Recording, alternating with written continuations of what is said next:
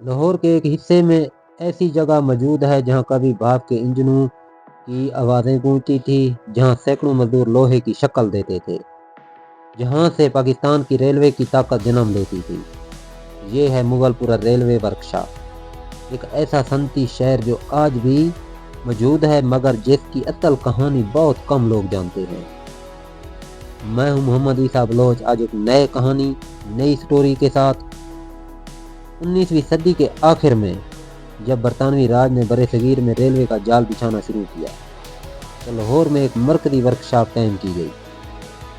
یہ ورکشاپ صرف مرمت کا مرکز نہیں تھی، بلکہ جہاں انجن تیار کیے جاتے تھے، بوگیاں بنائی جاتی تھیں اور پورا صنعتی نظام چلایا جاتا تھا۔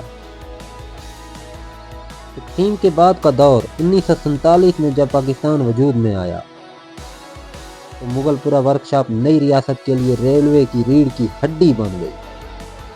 وسائل محدود تھے مگر ہنر موجود تھا۔ پاکستان ریلوے کی کئی پرانے انجن یہیں مرمت اور بحال کیے گئے۔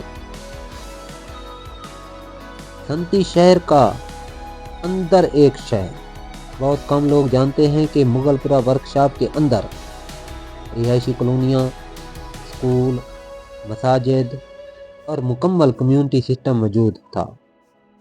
یہ صرف ایک فیکٹری نہیں تھی، یہ ایک چھوٹا صنعتی شہر تھا۔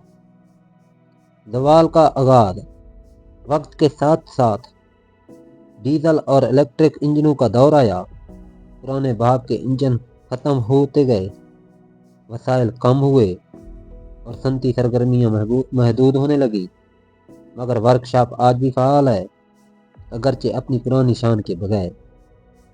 آج کی حقیقت کیا ہے؟ آج مغل پورہ ورکشاپ پاکستانی ریلوے کا ایک اہم حصہ ہے، مگر اس کی تاریخ، اس کی کہانیاں اور اس کے مزدوروں کی محنت آہستہ آہستہ تاریخ کے صفحات میں دبتی جا رہی ہے۔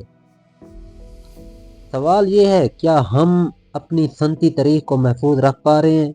کیا پاکستان میں جو صنعتی تاریخیں ہیں یا پرانی یادیں کو ہم محفوظ کر پا رہے ہیں، یا یہ مقامات بھی وقت کے ساتھ بھلا دیے جائیں گے؟ آپ کیا سمجھتے ہیں؟ کامنٹ میں ضرور بتائیں۔ ہمارے چینل کو سبسکرائب لازمی کریں۔